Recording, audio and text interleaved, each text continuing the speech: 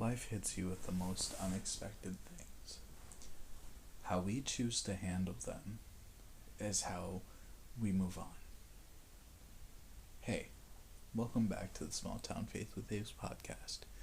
Today I don't have music playing because I wanted to get this episode across. We don't know when someone is going to need help. We don't know when ourselves need help sometimes. Sometimes our emotions can throw us in a circle. And with school coming up, I bet those emotions are everywhere. But this I know for sure. We're not alone in this. We are all here together. Brothers and sisters together. When I saw this TikTok today, and this is the definition of spreading kindness, love, and joy to one another. There was this biker who rides a Kawasaki Ninja, and he saw that a dude was upset, and he was walking, and he asked if he was alright, and he's like, "I'm not having a good day, man." A lady comes up behind the dude walking and talks to the biker and asks, "Do you think he's okay?" And the biker said, "No. If anything, I'm going to talk to him more, otherwise I'll call the police." And she said that she was going to call 911. And so, this guy, doesn't even know the person, goes right up to the guy and pulls up right beside him and asks again, looking right at him, if he's okay.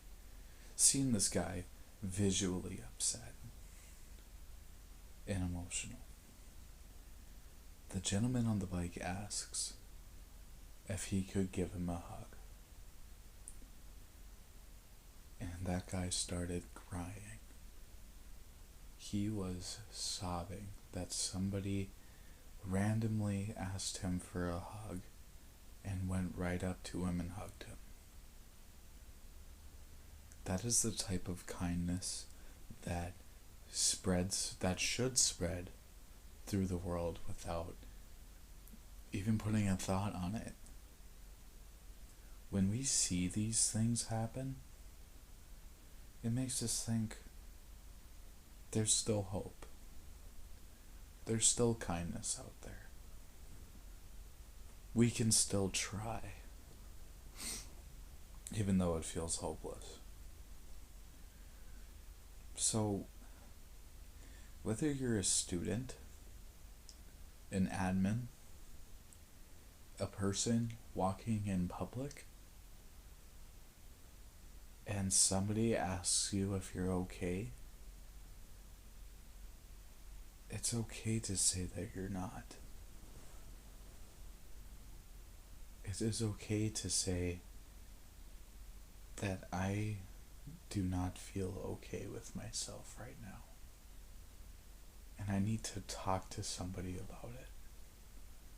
That's what's empowering. We cannot bury our emotions deep down. We can't do it. But we can't let them all out at once either. Because either way leads to a train wreck, right? When our assignments get in abundance and we don't turn them in on time, then they become missing, and then they become marks on your grade book. Those aren't good feelings to have. But we gotta make sure we're putting the same effort in as we're putting the teachers are putting their effort in. Now, not all teachers do their job greatly. Not all teachers like their job. And do you really want to know why that is? Because they are sick of the way that a lot of students treat them. They are sick of the way that they are being treated by others.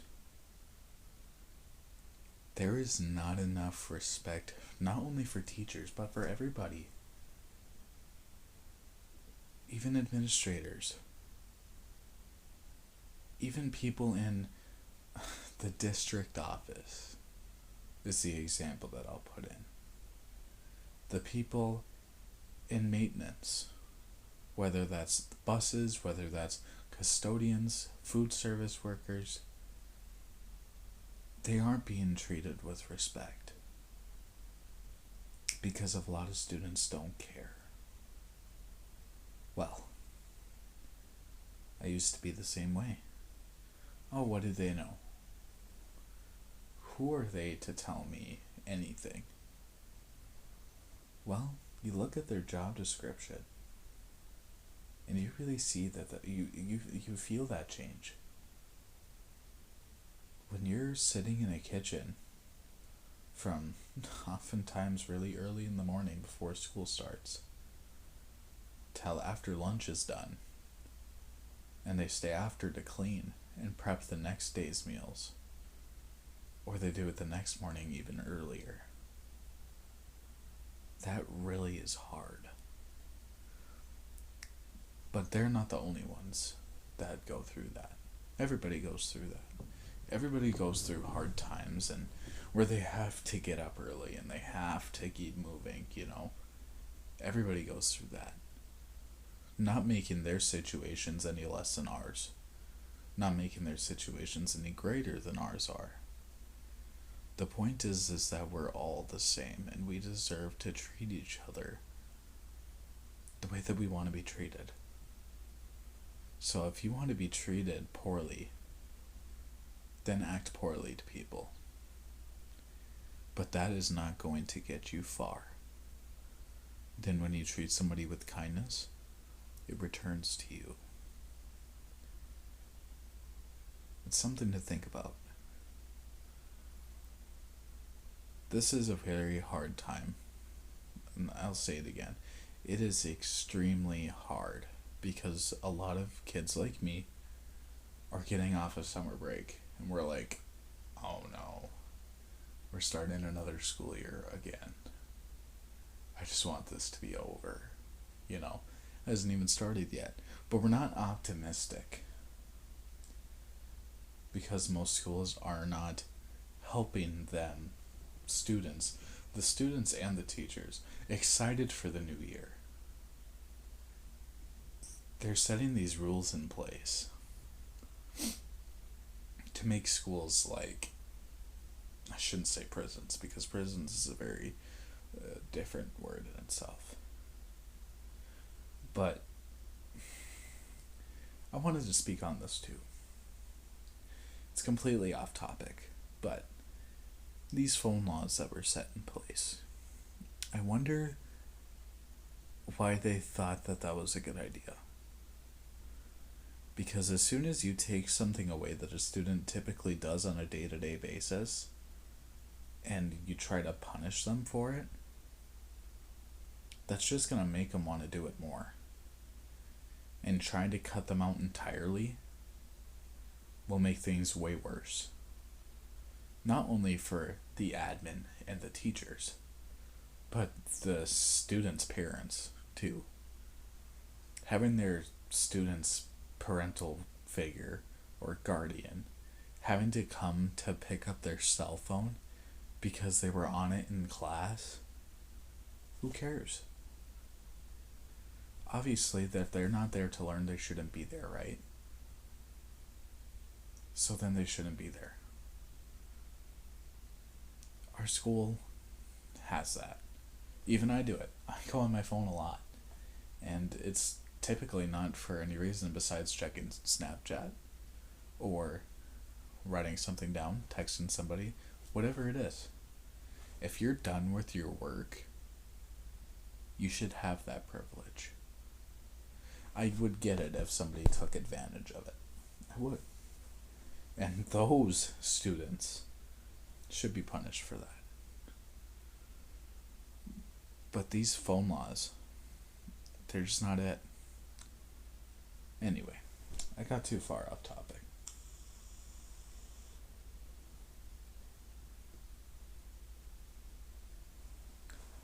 Just think about it.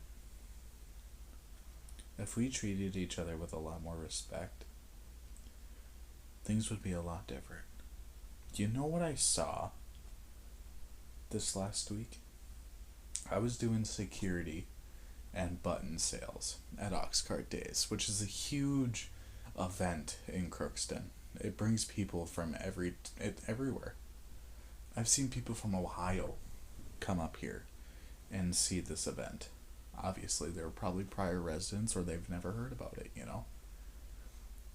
But they come here and you see everybody having smiles on their faces, laughing with each other. There's no drama whatsoever. They're enjoying their time with each other. And mind you, they're typically with their small groups.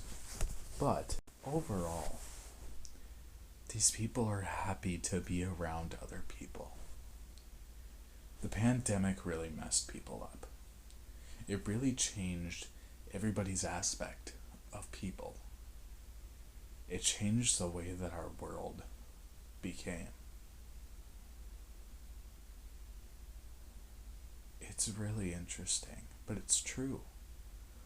The social distancing, the remote learning at schools, a lot of students developed social anxiety, which is kind of a common term, but for those who don't know, is being anxious around other people, being afraid of social interactions, whether that's communicating with somebody new or old, somebody who's young or old,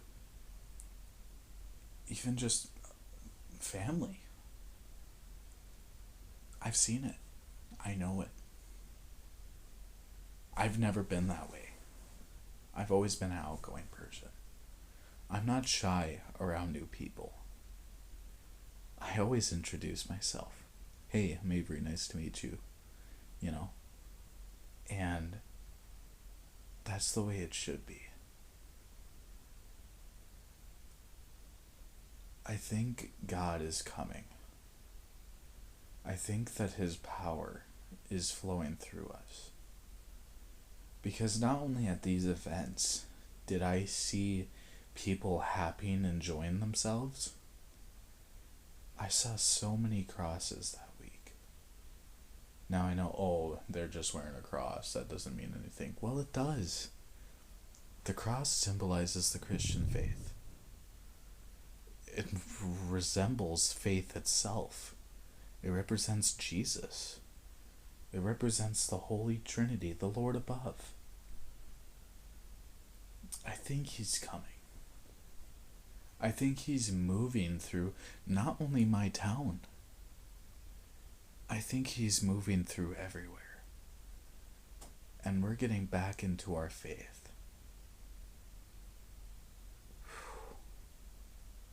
That would be amazing. I feel like people would be happier if they were connected with faith. But that's just me, and that's my beliefs, you know? If you believe something different, of course, that's your choice. But overall, I do think that people being around other people and spreading that kindness and joy around really does help with everything. Before I continue forward, I'm not a mental health professional. I'm not. But I do relate with a lot of mental health instances. No, that's not the right word. Mental health situations. That's the correct way. I've been involved with so many different situations. Some of them experiencing myself, and some of them where other people have come to talk to me about. I've had a lot of people reach out to me for being a guest on my podcast. And that's so awesome. I think I have at least 30 people that I still haven't got back to yet. And this last episode with Jeannie Burgess, was amazing, and I hope to continue to do that. But this one is just going to be me. Hopefully next week I'm going to meet with a new person named Andrea Chambers, and we'll touch base more on that day. But I think that's going to be it for this episode. This coming Friday, for Crookston residents listening, I'm going to have an event with the Blue Ribbon Foundation. Who you are makes a difference.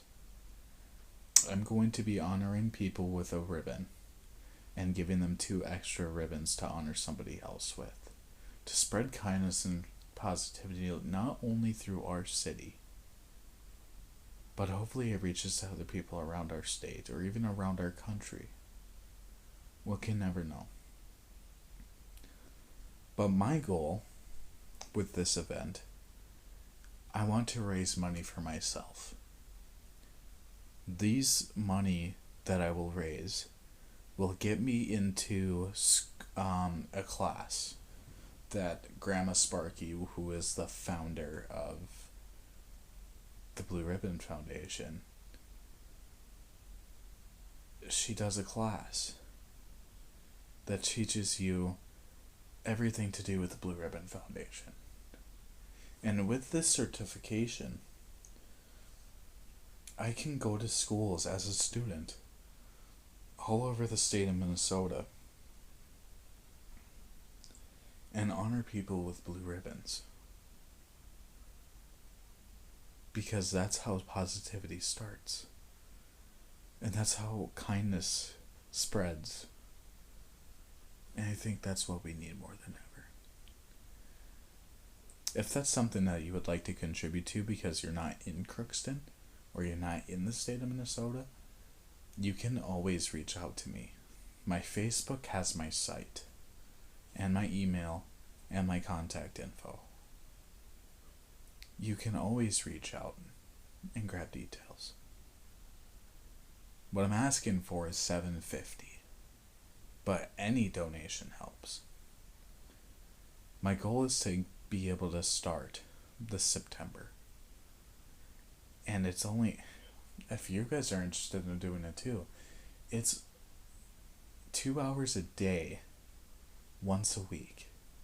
And I think it's every Monday. And since they're in Pacific, where the Blue Ribbon Foundation is in California, it would be 8 o'clock Central for us. It would be really cool to do something like that. But that's going to be it for this episode. If you enjoyed it, please reach out to me and let me know. And let me know what you want to hear next. I would love to hear what you guys think about these episodes. But until then, thank you for listening to Small Town Faith with Aves. And we will see you next time. God bless you.